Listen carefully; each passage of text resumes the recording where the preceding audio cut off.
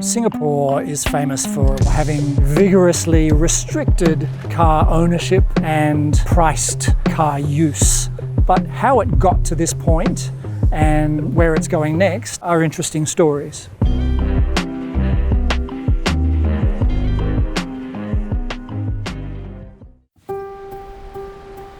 Despite being famous for limiting car ownership and use, visitors to Singapore are often surprised to see an enormous amount of traffic apparently and lots of parking everywhere. So cars are a very visible and prominent part of the landscape.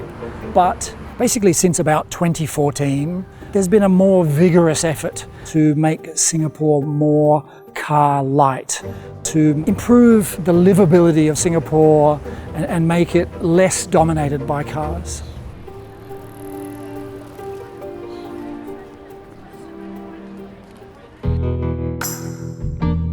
Singapore had this long-standing system of treating cars as a luxury, and that means therefore that cars have to be something mainly for the rich and not for everyone else, which is elitist. It does mean that the rich pay a lot of taxes to use those cars, which is fair, but it is elitist. One solution to that is to let everyone have cars, but in a very dense, compact island like Singapore, that doesn't work. We just can't do that. So the Singapore government has hit on another possible solution to this problem of elitism, which is, okay, cars are for the elite, but now let's make everything else also first class.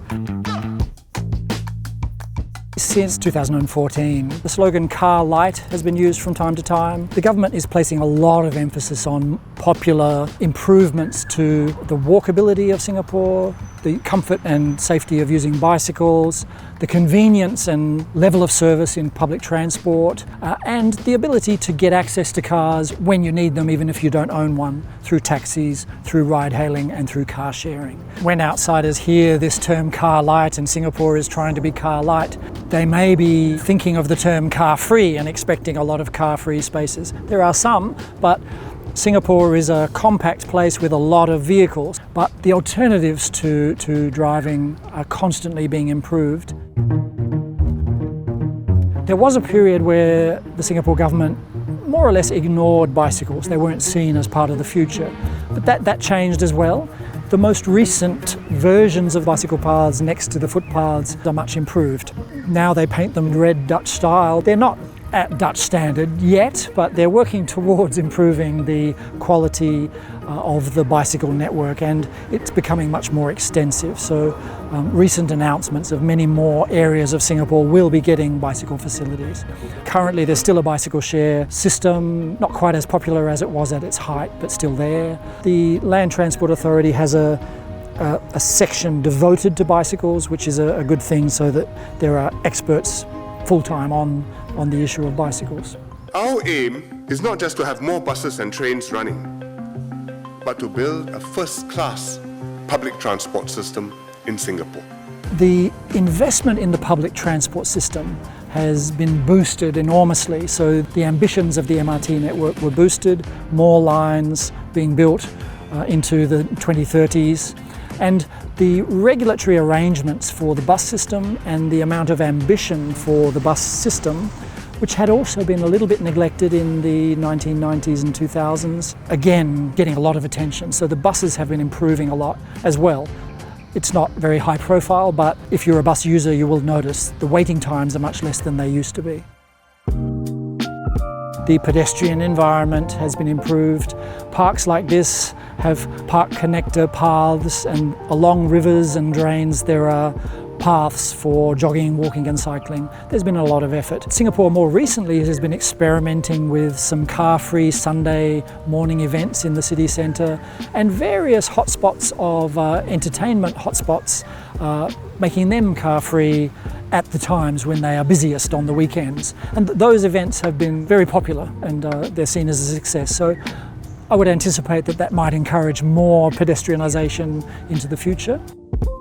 Singapore is also experimenting with more vigorous traffic calming, slowing down traffic, especially in neighbourhoods that have high numbers of elderly people, and they're calling these silver zones.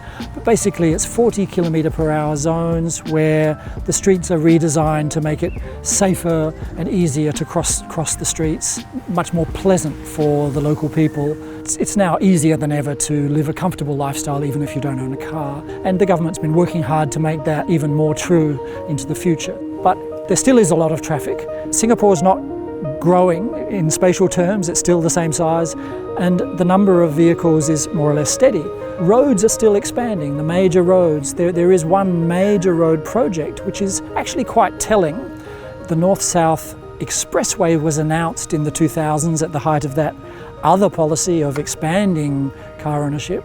During the car-lite phase, more recently, that project was redesigned to be the North-South corridor with bus priority and bicycle facilities as part of that project. But it still is an enormous road project, so it remains to be seen whether a visitor to Singapore in 2040 will find a place that seems car-lite at ground level for someone moving around without a car, or whether there will still be a lot of traffic dominating many of the public spaces. Even now it's a mixed story.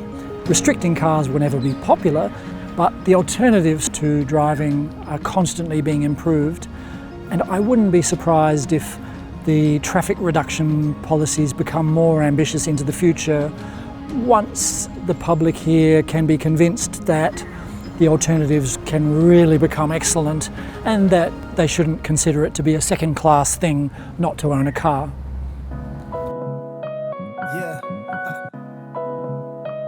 started out with a dream. Now look at us. Kid to a man, from a man to a star.